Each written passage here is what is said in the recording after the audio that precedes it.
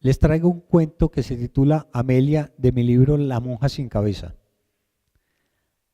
Amelia. Vamos, Amelia, es solo por diversión, no hacemos mal a nadie. Desde hacía varios años, Juan Mario había estado planeando la broma. Según él, no le hacíamos daño a nadie y nos divertiríamos un poco. El plan era el siguiente.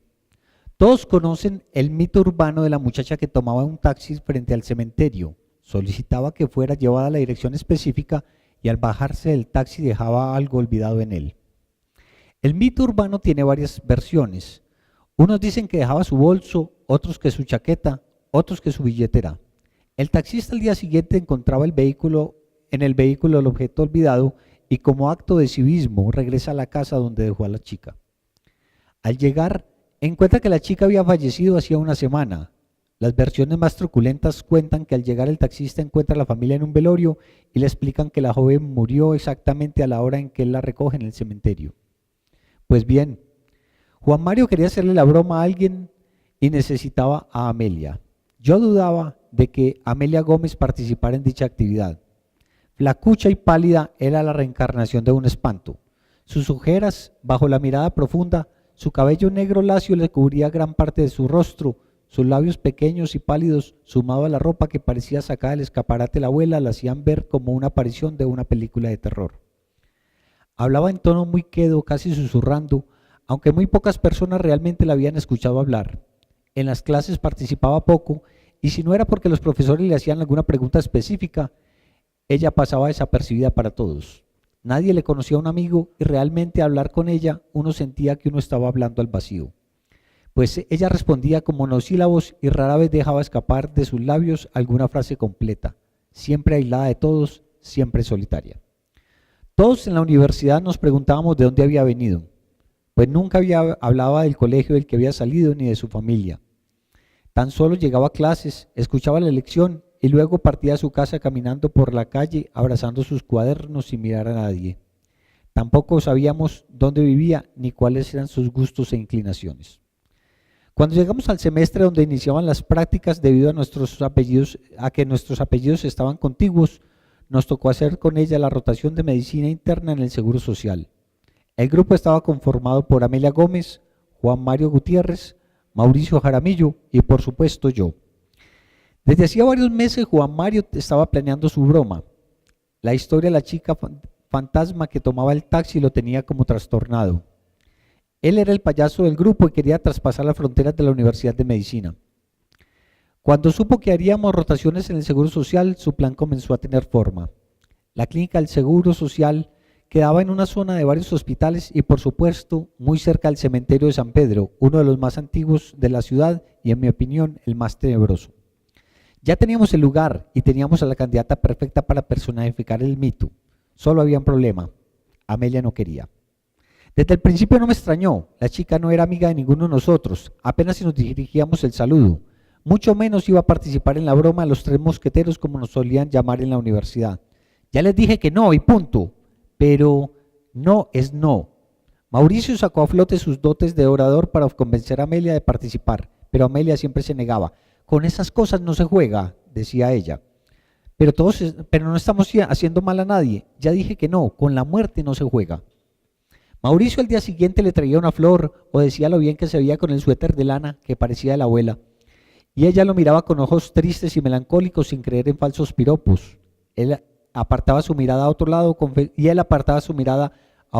confesando después que sentía un frío intenso cuando ella lo miraba así. Todos los días Juan Mario y Mauricio insistían y todos los días ella decía que no. Yo, al margen, pensaba si sería conveniente buscar otra cómplice con un poco más de chispa que la amargada Amelia.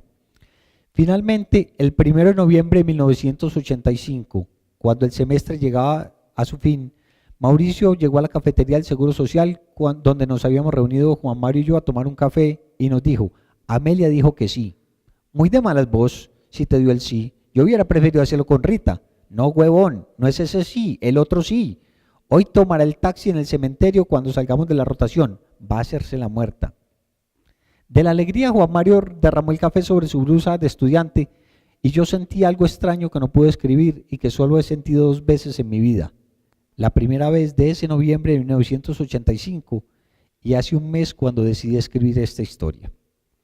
Juan Mario de pronto lanzó una exclamación soez. Mierda, no traje el disfraz para Amelia. No hace falta, dijo Mauricio. Espera que la veas. Efectivamente, cuando entramos nuevamente al pabellón de medicina interna, la vimos a lo lejos con su pelo largo cubriéndole parte de la cara.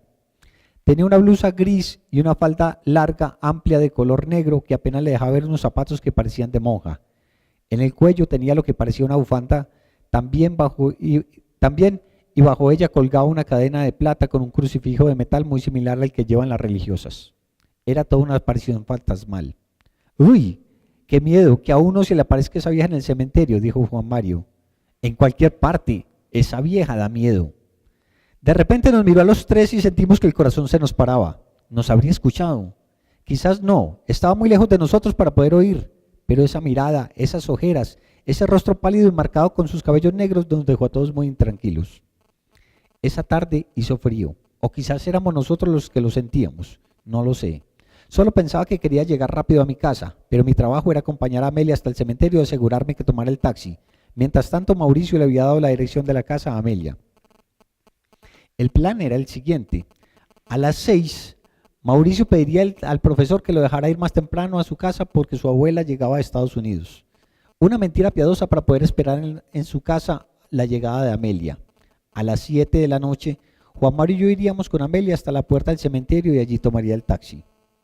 Juan Mario había preparado el libro de patología de Robbins, marcado en su primera página con el nombre de Amelia, pero con la dirección de Mauricio. Ese era el objeto que Amelia dejaría olvidado en el taxi. La elección del objeto no fue al azar. Los tres habíamos perdido patología y habíamos tenido que repetir el semestre. Si el taxista no devolvía el libro, pues bueno, era una forma de desquitarnos del doctor Robbins, autor de semejante mamotreto. Habíamos escogido la casa de Mauricio porque toda su familia se había ido de viaje y la casa quedaba sola para él. Al día siguiente era sábado y Mauricio nos propuso, a Juan Mario y a mí, irnos a su casa a estudiar el fin de semana para un examen de neurología. Por supuesto, con asado, cerveza y alquiler de películas. Así podíamos además esperar si volvía el taxista con el libro. Todo está preparado. Al salir del Seguro Social, Juan Mario y yo acompañamos a Amelia hasta la entrada del cementerio.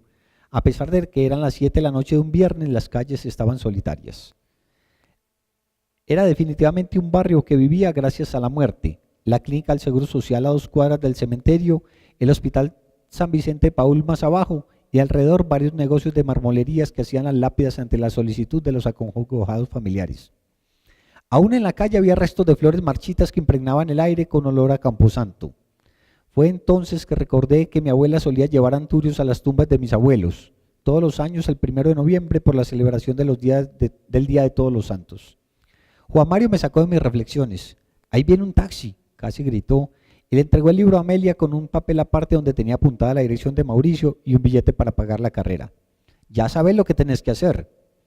Amelia tomó las cosas en su mano, casi se las arrebató y me miró en forma extraña mientras Juan Mario me alaba el brazo para que me escondiera con él detrás de un árbol. Amelia estiró su lánguida mano al taxi que se detuvo a pocos metros, abrió la puerta trasera y entró en él. Cuando arrancaba nuevamente cruzó cerca de nuestro escondite. Amelia giró su cabeza como para mirarnos y creí ver una lágrima rodando por su mejilla. Juan Mario por su parte bailaba, brincaba y reía anticipando el susto del taxista. Yo sentía un peso en el corazón, sentía lástima por Amelia y no entendía por qué. Al día siguiente me desperté muy tarde, eran casi las 11 de la mañana cuando me levanté con una fuerte jaqueca. Había tenido una mala noche con sueños entrecortados en los que veía al profesor de neurología entregándome un bisturí y pidiendo que abriera un cadáver. En mi sueño todos se reían por haber perdido el examen. Había quedado de ir a casa de Mauricio desde temprano en la mañana. Lo llamé y le dije que iría más tarde. Cuando llegué, Juan Mario me tenía el video que había grabado del taxista cuando Mauricio abrió la puerta y casi llorando le dijo que ese era el libro de su hermana que había muerto hacía una semana. El taxista desencajaba la mandíbula cuando Mauricio, en un aparente estado de conmoción, le preguntaba cómo estaba vestida la chica y a medida que él le describía a su pasajera, Mauricio le decía que esa era la ropa con la que la habían enterrado. En el video, el taxista salía despavorido en su taxi y arrancaba como alma de que lleva al diablo.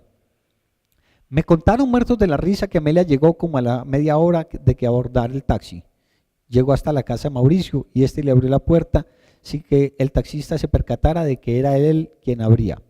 Una vez el taxi dio vuelta en la esquina, Amelia salió de la casa de Mauricio ignorando la invitación por cortesía a quedarse un rato más. Mauricio se ofreció a pedirle el taxi pero que la llevara a su casa, pero ella simplemente dijo, es la última vez, y se marchó sin decir nada. Aunque Juan Mario y Mauricio estuvieron riendo hasta más no poder con la broma, yo fingía reír, pero pensaba en Amelia. Habíamos ido bastante lejos. No entendía por qué una muchacha tan extraña se había prestado para participar en semejante broma. Estuvimos estudiando hasta muy tarde aquel sábado. El domingo nos despertamos tarde, pedimos arroz chino y pusimos una película de acción que habíamos alquilado para relajarnos. En la tarde comenzamos a estudiar de nuevo para el examen. Al salir de la casa de Mauricio el domingo en la noche, vi que en la mesa de entrada estaba el libro de patología que supuestamente era de la difunta Amelia. Y sobre él reposaba una cadena con un crucifijo metálico que le había visto el viernes colgado en su cuello. Esa tarada dejó también el Cristo en el taxi. El taxista le devolvió con el libro, dijo Mauricio todavía riendo. Tomé el Cristo en mis manos y vi que era muy viejo. Parecía de esos que tienen las abuelas en alguna caja de zapatos y que dicen que eran de sus antepasados. Si quieres se los llevas mañana, agregó Mauricio.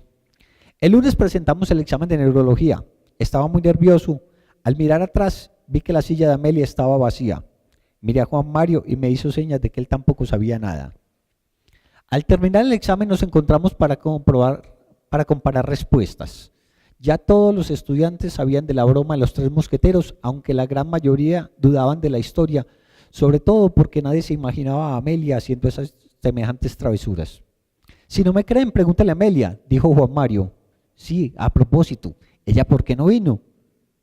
¿Será que se le olvidó el examen?, aventuró alguno. Es tan rara que hasta habrá decidido no venir, dijo otro. Estar en un motel con un taxista, bromeó otra, mirando a Juan Mario. Esa mojigata, ¿estás loca? ¿Alguien tiene su teléfono?, pregunté. Nadie lo tenía, nadie sabía dónde vivía ni cómo ubicarla.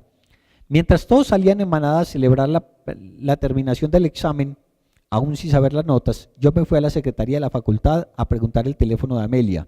Quizás le había pasado algo al salir de la casa de Mauricio. Margarita, la secretaria, me dio el teléfono que aparecía en su hoja de registro. El número al que usted está llamando no ha sido asignado al público, por lo tanto, sírvase verificarlo. Gracias. Volví a la secretaría a pedir la dirección, por si acaso. El martes nos encontramos Juan Mario, Mauricio y yo en la clínica del Seguro Social. Amelia no llegó a la rotación. El profesor preguntó por ella y le dijimos que no sabíamos. Ante mi insistencia, al salir de la práctica tomamos un taxi y nos fuimos a la dirección que me había dado la secretaria del decano. Era un barrio de clase media. Al llegar el taxista nos indicó una casa en ruinas. La casa que ustedes buscan debe ser esa. Miren, miren que las casas de los lados son la 46 y la 50. El número 48 debe ser ese lote. No creo que viva nadie ahí. Esa casa está en ruinas hace varios años. Todo el camino hasta mi casa, Juan Mario y Mauricio me recriminaron por haber copiado mal la dirección. Sin embargo, 2 días después en la universidad confirmamos que la dirección era correcta. Amelia Gómez nunca volvió. Nadie lo volvió a ver. Dicen algunos que el decano de la facultad habló con la fiscalía. Nosotros estábamos muy asustados pensando en que su ausencia tenía que ver con nuestra travesura. Un día nos llamaron de la oficina del decano. Un señor gordo y canoso que decía ser de la unidad investigativa de la fiscalía estuvo preguntándonos a nosotros cuándo había sido la última vez que le habíamos visto. Se había enterado de que éramos los compañeros de rotación y quería saber desde cuándo había sido la última vez que le habíamos visto, si tenía novio, si le conocíamos a algún amigo. Nosotros fuimos enfáticos en afirmar que no la conocíamos bien. El detective no parecía creernos. Mauricio confesó toda nuestra travesura. Le explicó a la fiscalía que habíamos planeado una broma y que solo era eso. Juró que ella solo entró a su casa y volvió a salir ese 1 de noviembre a los pocos minutos y no quiso que se le llamara otro taxi ni que nadie la acompañara a su casa. Tuvimos que entregar la grabación del taxista que asustamos, creo que para investigarlo a él también. De forma muy amenazante, el investigador de la fiscalía nos sugirió no salir del país y nos hizo saber que iba a llegar hasta el fondo del asunto. Mauricio era el principal sospechoso. Todos en la universidad nos miramos con desconfianza a partir de aquel momento. Llegaron las vacaciones y me olvidé temporalmente del asunto. Sin embargo, el semestre siguiente, Amelia tampoco apareció. Una semana más tarde pedí una audiencia con el decano. Quería saber en qué iba la investigación. El decano me recibió amablemente. Era la segunda vez en mi vida que entraba en aquella imponente oficina. Me contó que la investigación fue suspendida. Al parecer nadie, con excepción de los alumnos, los profesores y las secretarias, conocían a Amelia Gómez. Nunca se encontró algún familiar. Nadie preguntó por ella y nadie se contactó con la universidad. Aparentemente nadie había notado su ausencia. El decano había hablado con el investigador de la fiscalía y él le había contado que ni siquiera el número de su cédula aparecía en la registraduría. En palabras del decano, era como si hubiera sido un fantasma. Con el correr de los meses dejé de pensar en Amelia. Durante el resto de la carrera me fui distanciando de Juan Mario y de Mauricio. Los tres mosqueteros se separaron definitivamente. Me gradué de médico unos años después y no volví a hablar con ellos. Sé que uno es patólogo y el otro trabaja en urgencias. Tenía a Amelia en el saco de los olvidos hasta hace un mes que llevé a mis hijos a un programa lúdico en el cementerio de San Pedro. Desde hace años el cementerio realiza actividades culturales y los quise llevar a un concurso de pintura. Estando allí, en uno de los corredores laterales me llamó la atención una lápida que tenía una cruz pintada que me pareció familiar. Por alguna razón me sentí atraído hacia ella. La lápida decía: aquí yace Amelia Gómez, abnegada estudiante de medicina. Quiso salvar a los pacientes, pero Dios la llamó a su presencia sin terminar su misión. 31 de octubre de 1915, 1 de noviembre de 1935. Casi se me sale el corazón. Tuve la misma sensación que sentí cuando la Amelia que yo conocí me miró esa lejana tarde del 1 de noviembre de 1985. Traté de fingir que todo estaba bien cuando mis hijos llegaron con sendas cajas de colores como premio por sus dibujos. Al llegar a mi casa, estuve buscando como loco entre mis objetos de la época de la universidad. Allí, en una caja de zapatos que tenía en el closet, con mi carnet de estudiante y otros recuerdos, encontré la cadena plata y el crucifijo que supuestamente yo debía devolver a Amelia luego de la travesura. Por primera vez reparé en él. Era aparentemente una antigüedad. En la cruz hay unas letras grabadas. Tomé una lupa y pude leer la inscripción: Señor, recibe en tu reino a nuestra hija Amelia. Amén. 1915-1935. Hace ya un mes que encontré esa tumba. Mientras escribo esta historia no puedo sacarme de la cabeza la mirada de Amelia Gómez cuando la vi por última vez mientras arrancaba el taxi esa noche del 1 de noviembre de 1985. No puedo olvidar esa lágrima rodando por su mejilla. Quizás era su segunda despedida de este mundo y ella lo sabía. Hoy volví al cementerio. He dejado unas flores en la tumba de Amelia Gómez y he mandado decir una misa en su nombre. Estuve mucho tiempo parado frente a su lápida en completo silencio sin saber qué decir. Lo único que se me ocurrió mientras depositaba sobre su tumba la cadena con el crucifijo de plata fue rezar un Padre Nuestro y pedirle a Dios que le conceda por fin el descanso eterno. Amén.